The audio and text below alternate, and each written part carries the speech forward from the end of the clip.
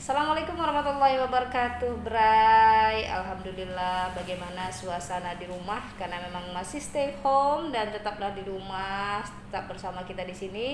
Dan yang jelas pasti nontonnya dari rumah dong ya, jangan dari mana-mana karena kita saat ini sedang ya memutus mata rantai penyebaran dari virus corona.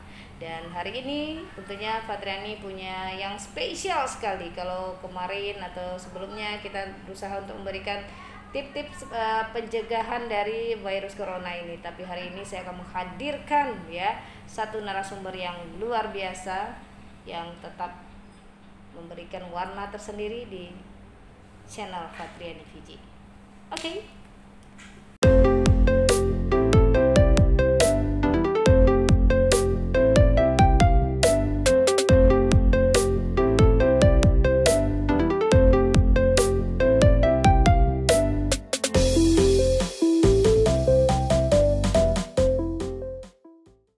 Oke Bray, masih saya Fatriani dan hari ini seperti yang sudah disampaikan tadi bahwa saya akan memperkenalkan satu narasumber saya yang luar biasa sesuai dengan tema hari ini. Saya akan mengangkat gitu tentang virus corona ini adalah pencegahan dan dukungan spesial untuk tim medis kita. Dan sudah hadir bersama saya di sini di channel Fatriani VJ. Inilah dia Dr. Diding Kliang ya. Selamat siang Bu Dokter. Assalamualaikum. Waalaikumsalam. Baik. Ini sehat ya? Alhamdulillah. Semangat atau memang agak lembut atau memang bawaannya lembut atau gimana nih? Ya begini adanya. Oh begini aja ya. Kita memang jaga jarak nih Bu Diding ya. Iya. Dan kita juga hari ini harus memakai yang sudah dianjurkan. Mulai masker, kemudian kita juga cuci tangan yang jelas ya. Iya. Jaga kesehatan kita juga. Dan terima kasih sudah hadir di channelnya Fatriani VJ. Siap. Baik, Bu Diding. Ya. Kita berbicara tentang virus corona dan ini luar biasa. Stakeholder yang lain sudah banyak kita wawancara, sudah banyak kita dengar bagaimana tips-tips pencegahan dan lain sebagainya, sudah banyak sekali. Nah kali ini hadir di channelnya Fatriani VJ, saya ingin sekali memberi dukungan spesial untuk para atau tim medis yang luar biasa bekerja di lini terdepan atau garda terdepan. Tetapi pasti ada beberapa hal yang tentunya dialami oleh tim medis. Nanti kita akan sampai ke sana ya Bu Diding ya. Nah siap. ini kita mau bicara dulu tentang karena tim medis ini adalah garda terdepan. Nah, sebenarnya tim medis itu bukan garda terdepan, tapi benteng terakhir. Wah, benteng terakhir. Iya.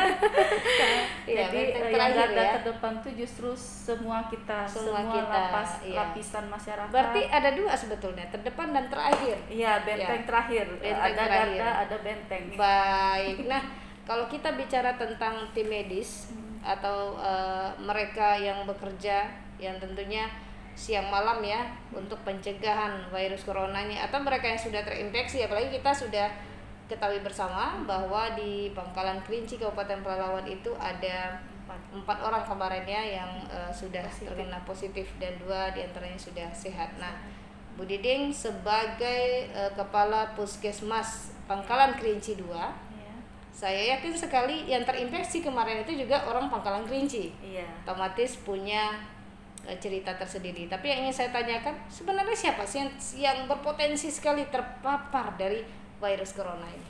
Iya, siap. Yang berpotensi terpapar oleh virus corona ini pertama apabila keluar atau datang dari daerah yang ada transmisi coronanya. Berarti yang dari luar kota seperti Jakarta, Jawa, dan daerah lain sebagainya. Kemudian hari ini juga Pekanbaru sudah ditetapkan juga sebagai wilayah dengan transmisi lokal. Jadi siapa saja yang dari Pekanbaru bisa masuk ke bisa berpotensi terjangkit virus corona. Kemudian atau dia tidak dari luar kota tetapi dia bertemu dengan orang yang positif corona. Jadi itu juga bisa terpapar virus corona. Baik, jadi artinya mereka juga yang berasal dari daerah pandemi dari virus corona juga bisa ya, pandemi ini juga bisa.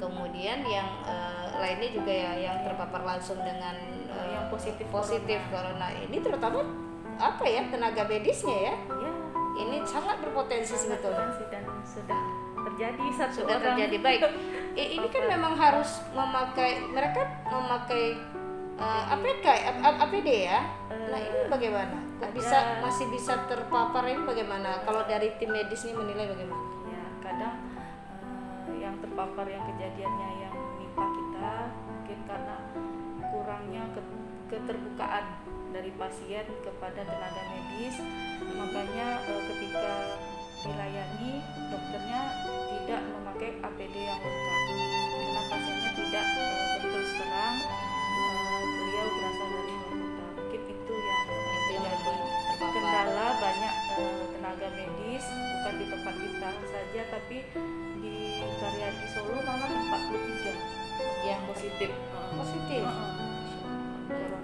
Baik.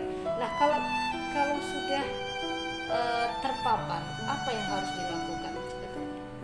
Kalau misalnya kita terpapar dan ada gejalanya seperti kita mengalami demam, batuk, pilek, kita segera menghubungi nomor telepon kontaknya yaitu 119, atau kita bisa mendatangi rumah sakit atau puskesmas untuk mendapatkan informasi apa yang kita rasakan, nanti bisa dipandu oleh tim dari rumah sakit atau dari puskesmas. Baik, sebetulnya apa gejala yang harus diperhatikan, Bu Dokter? Karena saya terus terang ini lucu rasanya gitu, dengan ada satu panggung yang lucu sekali. Ketika dulunya kan biasa pilek, batuk, bersin itu hal biasa, tapi sekarang bersin itu sesuatu hal yang menakutkan. Nah ini sebetulnya apa gejala yang harus diwaspadai? Jangan nanti ketika orang pilek, flu dianggap juga corona. Nah itu apa yang harus diperhatikan, Bu Dokter? Sebenarnya memang virus corona itu macam-macam, tergantung imun kita juga. Ada yang tanpa gejala, ada dia gejalanya sangat-sangat ringan seperti batuk, pilek biasa aja, padahal dia sudah positif. Jadi kita juga susah juga sebenarnya membedakan itu antara batuk, pilek coronakah atau non coronakah sebelum kita melakukan tes rapid test atau tes swab.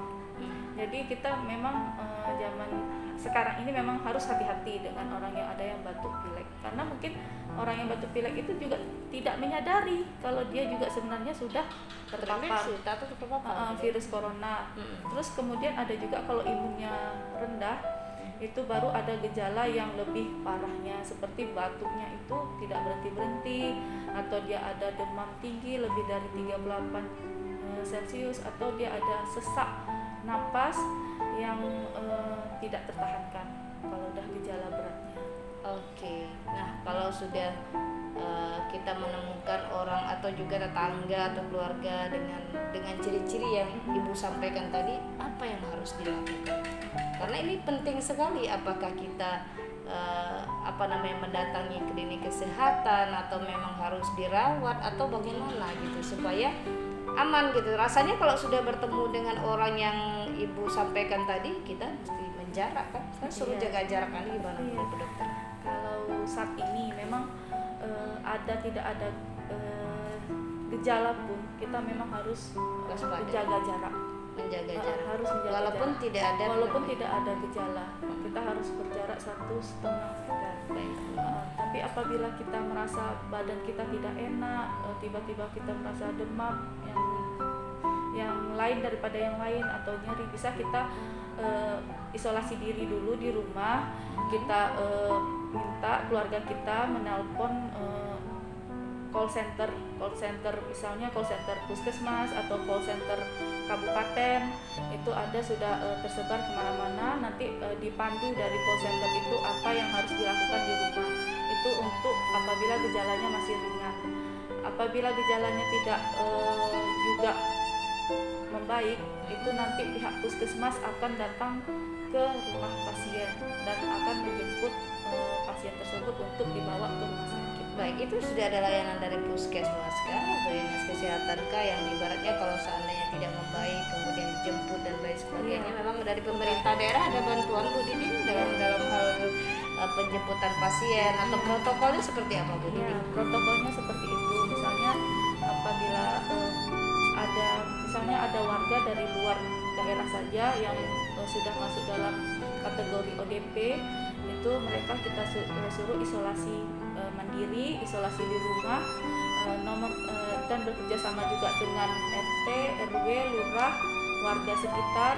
Nanti akan melapor ke kami apabila ada satu keluarga yang mungkin anaknya datang dari luar kota, mereka pasti melapor ke kami karena kami sudah mensosialisasikan langkah-langkah protap untuk yang dari luar kota. Jadi masyarakat RT RW akan menelpon kami untuk memberitahu ada warga yang dari luar kota. Nanti kami akan dapat nomor telepon dari RT RW tersebut. Nanti kami akan menelpon warga yang dari luar kota tersebut dan kami akan pantau selama 14 hari lewat telepon. Apabila hari kelima, biasanya hari kelima masa inkubasi itu kan sekitar hari kelima sampai 10.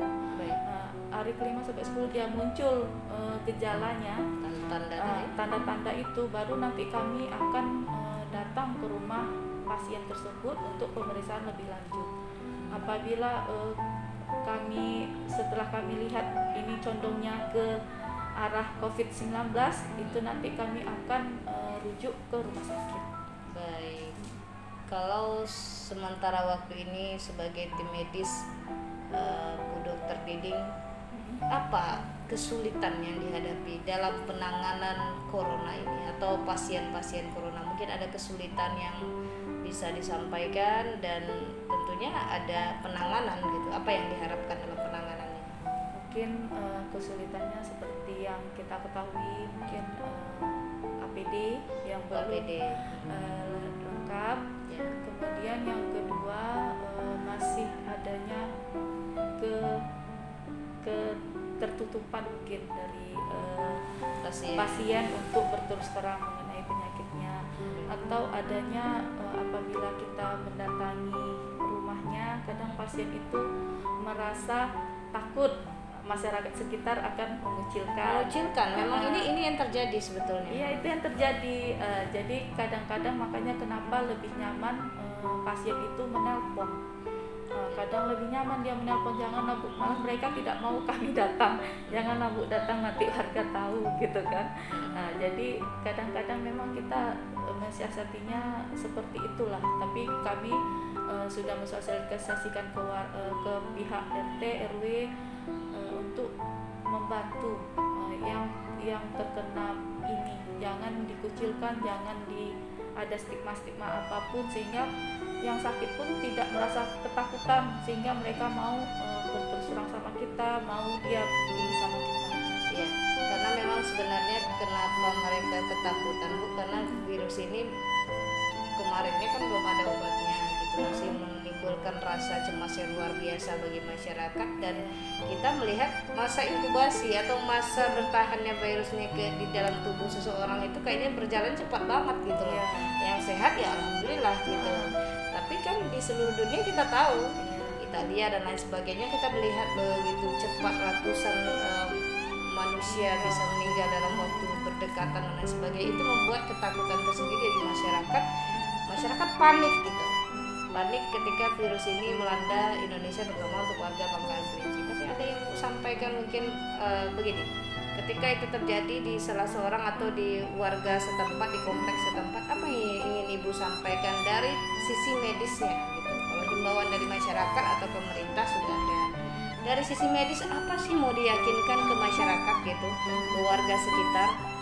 Ini salah satu contoh dokter ya, dokter yang sudah terinfeksi kemudian rumahnya sudah disemprot ya, kemudian warga itu menjarak dan lain sebagainya. Sebenarnya apa yang harus dilakukan oleh warga setempat misalnya ketika bertemu atau ketika tahu bahwa warganya sudah terinfeksi atau terpapar virus corona? Dari medis sendiri untuk meyakinkan bahwa percayalah dengan begini tidak akan tertular, tapi harus dilakukan ini supaya sehat. Nah itu sebenarnya seperti kita ketahui kan sebenarnya virus itu tidak bisa berjalan sendiri. Tidak bisa berjalan ya, sendiri, tidak bisa tapi kita yang ini kan, jadi kita harus ada droplet. Jadi kita jangan takut apabila mungkin tetangga kita ada yang positif. Nah, jadi kita tidak perlu takut. Kita tetap menjaga jarak, tetap melakukan protokol kesehatan corona ini dengan benar, tetap cuci tangan, pakai sabun, tetap pakai masker yang paling utama. Jadi kita tidak perlu takut dan tidak perlu pindah, tidak perlu mengucilkan atau tidak perlu itu, karena virus itu tidak akan bisa pindah walaupun rumahnya di samping kita. Yang penting kita tidak memegang yang bekas dipegang, tapi biasanya kan sudah disterilkan begitu ada yang positif. Begitu ada yang positif, memang pemerintah daerah coba mensterilkan daerah sekitarnya, dan yang positif juga sudah langsung dirawat di rumah sakit. Baik, maksudnya dari kesiapan tim medis sendiri gimana menghadapi pasien-pasien ini sendiri? Kesiapannya? Iya, kesiapan kami lumayan, tapi lebih siap lagi. Ini agak lemas nih, rasanya lumayan. Atau ada yang mengganjal di hati, udah tersampaikan. Bisa disampaikan, maksudnya kita mencari solusi bersama. Ini salah satu, saya buat vlog ini untuk salah satunya adalah mendukung tim medis untuk berada di garda terdepan dan garda terakhir, bentengan pertahanan terakhir yang luar biasa, yang mensejahterakan, menyehatkan warga Indonesia ini, mana? Ya itu sebenarnya kami tim medis memang bekerja ikhlas, juga dari hati nurani, karena memang menjadi tanggung jawab kami untuk membantu warga-warga yang terkena virus ini. Cuma di samping itu sebagai manusia biasa mungkin juga punya rasa ketakutan. Jadi inginnya kami apabila APD itu datang cepat, sehingga kami juga bekerja merasa nyaman dan tidak ketakutan. Karena satu hal yang perlu kita ingat, apabila tim medis itu tertular, itu satu puskesmas nanti di karantina seperti di Jawa. Jadi positif di antara kami COVID-19 itu puskesmas tutup, karantina. Jadi nanti kalau medisnya kena semua, siapa nanti yang mau merawat pasien? Nah, itu juga jadi ketakutan kami. Makanya kami juga di kondisi saat ini, bagaimana bisa kita bekerja maksimal membantu masyarakat, tapi kita juga bisa menjaga keselamatan kita. Itu yang paling penting. Dan juga kami berterima kasih dukungan dari masyarakat juga banyak, yang menyumbangkan APD ke kami juga ada. Jadi juga karena ini musibah yang baru bagi kita, virus corona ini kan baru, setiap stakeholder itu belajar. Kalau saya lihat mulai dari yang paling atas sampai paling bawah itu sebenarnya mempunyai niat baik bagaimana kita menghadapi virus corona ini dengan sebaik-baiknya.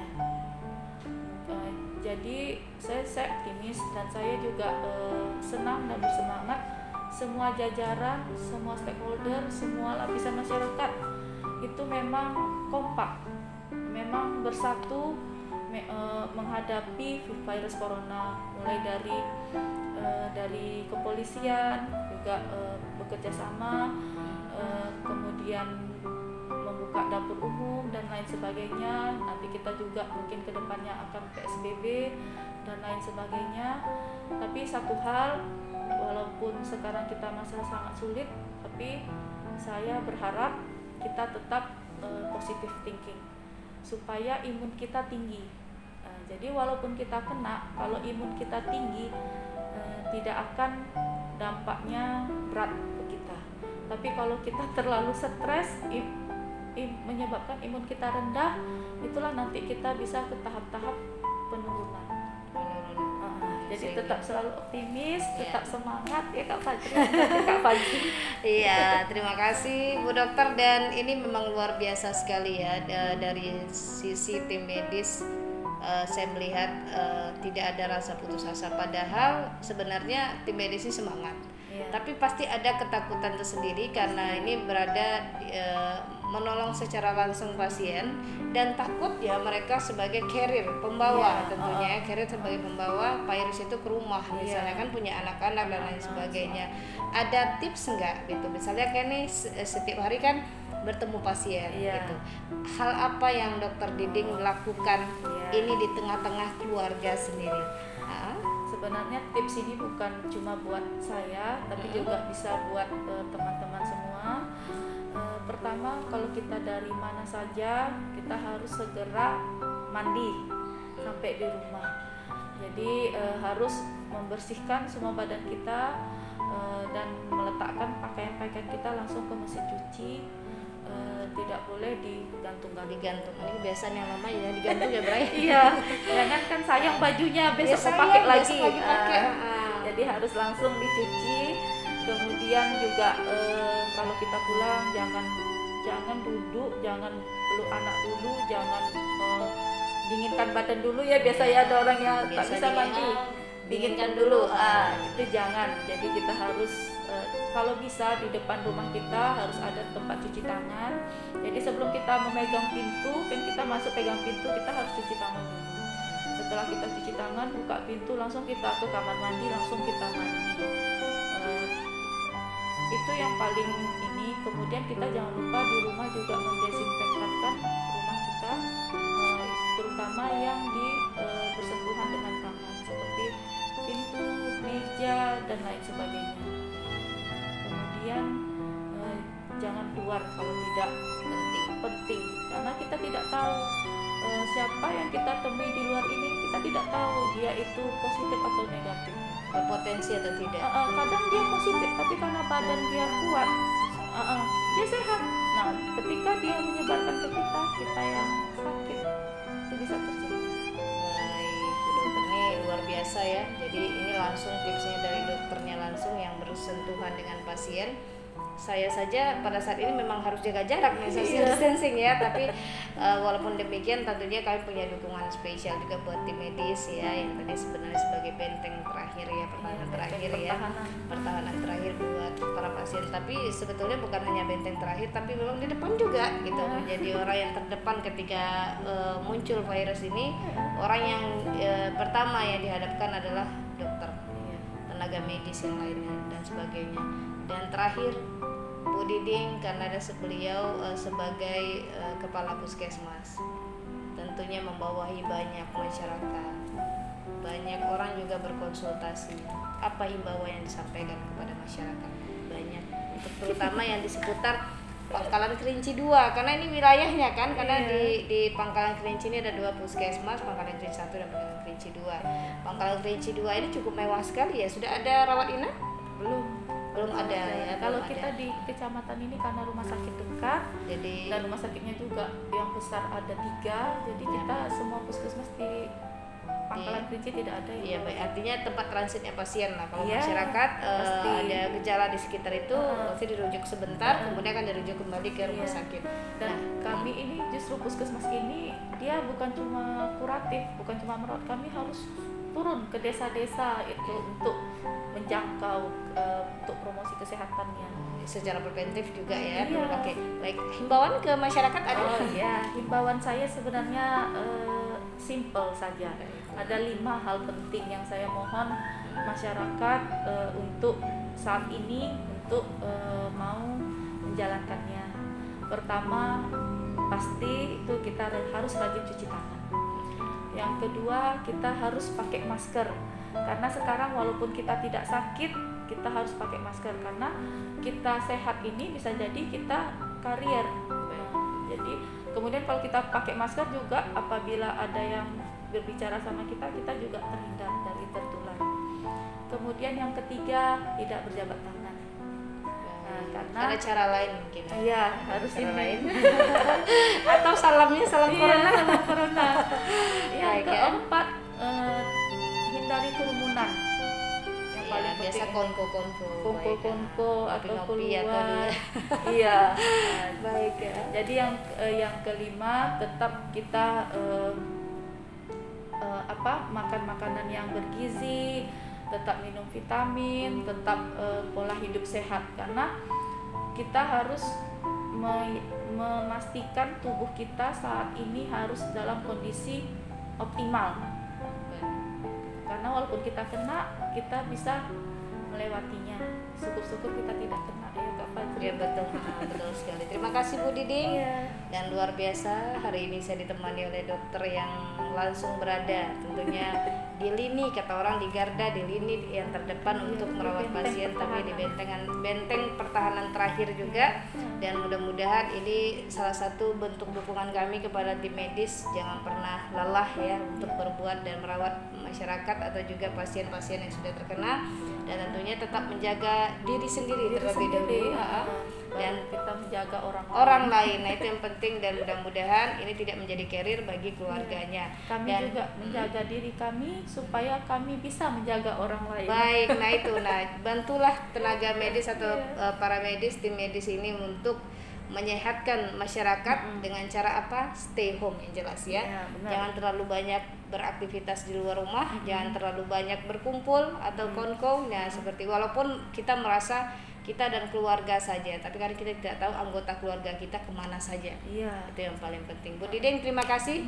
Salam semangat selalu dari kami. Sampaikan salam saya buat tim medis yang saat ini merawat pasien. Siap. Baik. Untuk Anda, Bray, di channel Fatriani VJ, kami mengucapkan terima kasih dan dukungan kami yang luar biasa untuk para tim medis di seluruh dunia, di mana saja, khususnya di Indonesia, Kabupaten Pelalawan, spesial kami ada. Dan jangan lupa stay home. Assalamualaikum warahmatullahi wabarakatuh.